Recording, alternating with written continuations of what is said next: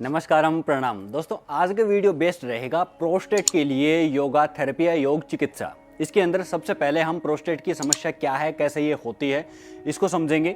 Second part में हम इसके लिए योग के कौन कौन से अभ्यास इसके लिए किए जाने चाहिए उनको समझेंगे। और वीडियो के लास्ट में कुछ आयुर्वेदिक दवाइयाँ मैं रेमेडीज़ आपको बताऊंगा जिससे इस समस्या को 100% आप ठीक कर सकते हो। मैंने खुद अपने क्लाइंट्स के ऊपर देखा है और बहुत अच्छे रिजल्ट्स हैं उनके। तो सबसे पहले समझते हैं कि प्रोस्टेट है क्या।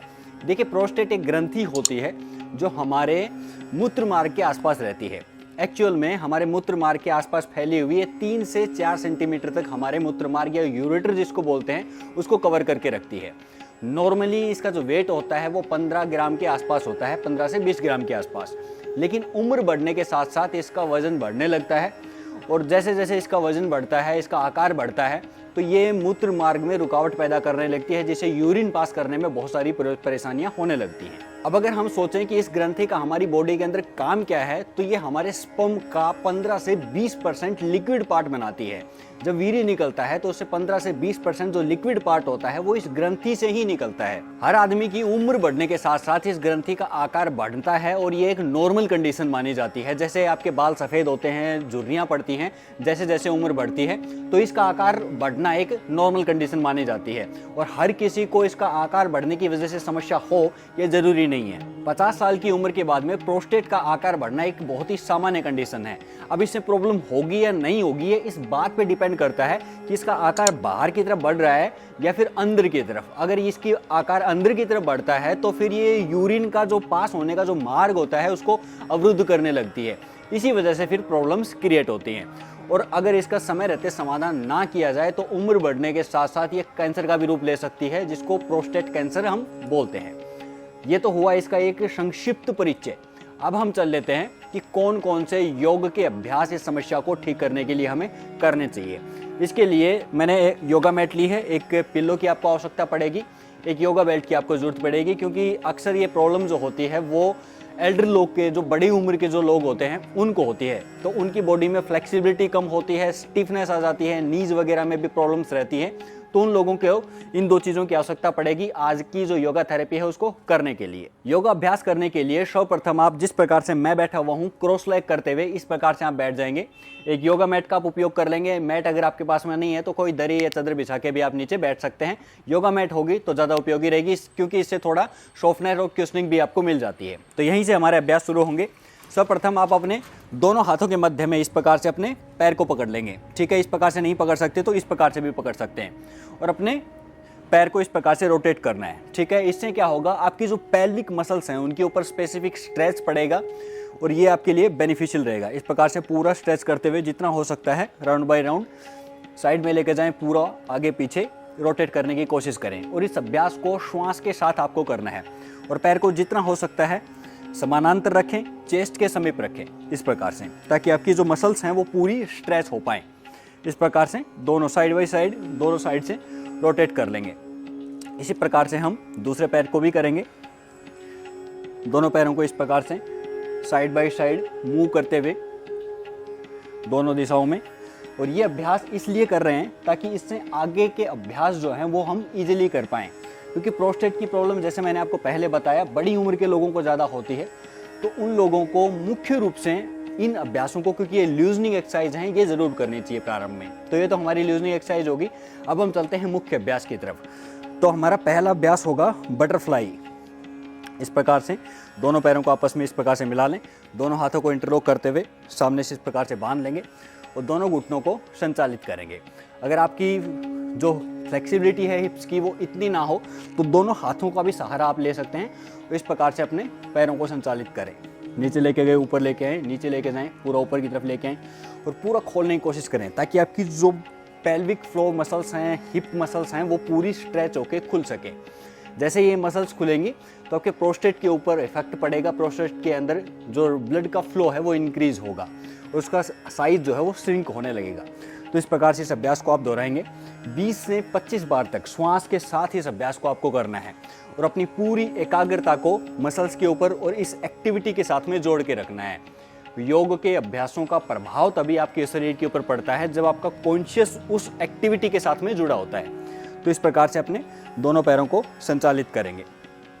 15 से 20 बार करने के बाद में दोनों हाथों को इस प्रकार से बांध लें और धीरे धीरे से श्वास छोड़ते हुए सामने की तरफ जाने की कोशिश करें। जितना सहजता के साथ आप सामने की तरफ झुक सकते हैं उतना सामने की तरफ इस प्रकार से जाएंगे। जितना गए उसी प्रकार से धीरे धीरे से वापस आ गए। पुनः धीरे धीरे श्वास छोड़ते हुए सामने की तरफ गए, फिर श्वास भरते हुए सामान्य अवस्था में आ गए। फिर से श्वास छोड़ते हुए सामने की तरफ गए, पूरा श्वास छोड़ते हुए धीरे धीरे धीरे धीरे सामने की तरफ गए और पुनः वापस आते हुए सामान्य अवस्था में आ गए। इस अभ्यास को 10 बार तक दोहराएंगे श्वास प्रश्वास के साथ में। इसी क्रम में अगला हमारा अभ्यास होगा वज्रासन। वज्रासन को किस प्रकार से करना है, आप एक काम करेंगे क्योंकि इसमें क्या होता है कि जो एल्डर लोग होते हैं उनकी जो घुटने की जो फ्लेक्सिबिलिटी होती है, घुटने की जो मोबिलिटी होती है वो कम हो जाती है। तो इसके लिए मैं उपयोग कर रहा हूँ एक तकिए का, पिलो का। अब क्या करना है आपको, इस प्रकार से इस तकिए को बीच में इस प्रकार से रख लेंगे, ठीक है, ये आपकी स्थिति होगी।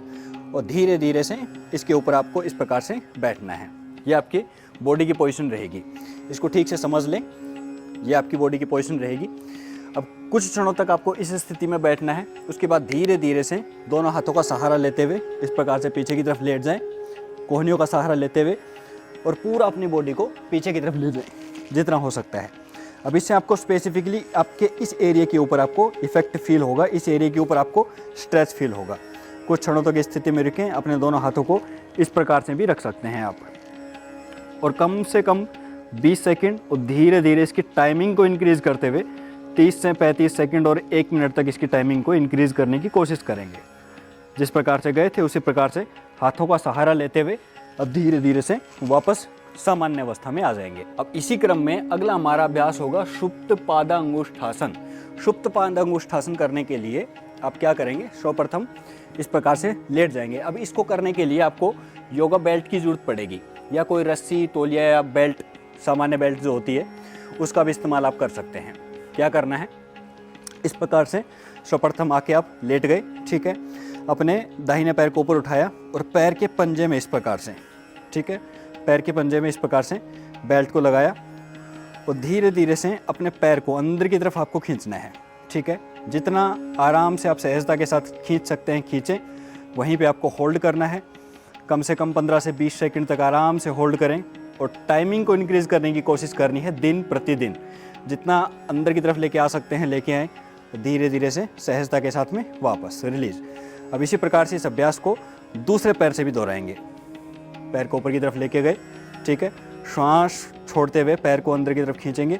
जितना मैक्सिमम अंदर की तरफ लेके आ सकते हैं लेके आएँ, आराम से होल्ड करें 15 से 20 सेकंड प्रारंभ में, और धीरे धीरे इसकी टाइमिंग को इंक्रीज़ करते हुए 30 सेकंड और 1 मिनट तक इस अभ्यास को लेके जाएंगे।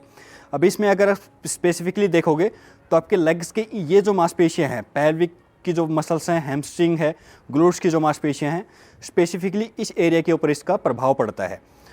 और इस एरिया के अंदर जो रक्त का प्रवाह है वो बढ़ जाता है, इस एरिया की फ्लेक्सिबिलिटी है वो बढ़ जाती है। तो इस अभ्यास को दोनों पैरों से 30 सेकंड्स तक आप रिपीट कर लेंगे। अब इसी क्रम में अगला हमारा अभ्यास होगा, आप अपने दोनों पैरों को, तलवों को आपस में इस प्रकार से मिला लेंगे, ठीक है, और दोनों हाथों को घुटनों के ऊपर इस प्रकार से रखें, और इसी स्थिति में कुछ क्षणों तक, अब ये क्योंकि रिलैक्सेशन पोज है, इसमें आपकी सारी जो मसल्स हैं, खासकर इसका इफेक्ट आपको पड़ेगा पेल्विक मसल्स के ऊपर। इस प्रकार से दोनों हाथों को रखते हुए और इस स्थिति में आप लेटे रहेंगे प्रारंभ में 1 मिनट तक, फिर धीरे धीरे समय सीमा को इंक्रीज करते हुए 2 मिनट तक इस अभ्यास को आपको रिपीट करना है। ये बहुत ही इफेक्टिव अभ्यास है। श्वास प्रश्वास लेते रहें, श्वास प्रश्वास की गति जो है वो सामान्य गति के साथ में चलती रहेगी, और आराम से स्थिति में आप लेटे रहें। बहुत इफेक्टिव अभ्यास है क्योंकि इसका सारा का सारा इफेक्ट जो है वो आपके सारे के सारे पेल्विक मसल्स के ऊपर जाता है। तो इस स्थिति में लेटे रहें, श्वास प्रश्वास चलता रहेगा। अब इसी क्रम में अगला हमारा अभ्यास होगा सेतुबंध आसन। बहुत इफेक्टिव अभ्यास है। किस प्रकार से करना है, अपने दोनों पैरों को नितंबों से, आपके हिप्स से थोड़ी दूरी के ऊपर रखेंगे, ठीक है, दोनों हाथ इस प्रकार से ज़मीन के ऊपर, श्वास भरते हुए मध्य से अपने शरीर को ऊपर की तरफ इस प्रकार से लिफ्ट कर देंगे। पूरा श्वास अंदर की तरफ लेते हुए पूरा अपने ऊपर की तरफ उठाने की कोशिश करें। आपकी ग्लूट्स की और हैमस्ट्रिंग की, थाइज की और हिप्स की जो मांसपेशियां हैं उनका इस्तेमाल करते हुए बॉडी को ऊपर की तरफ लिफ्ट करना है। इस प्रकार से जितना मैक्सिमम ऊपर लिफ्ट करेंगे तो आप देखेंगे कि आपकी जो पेल्विक की मसल्स हैं उनके ऊपर सारा इफेक्ट जाता है।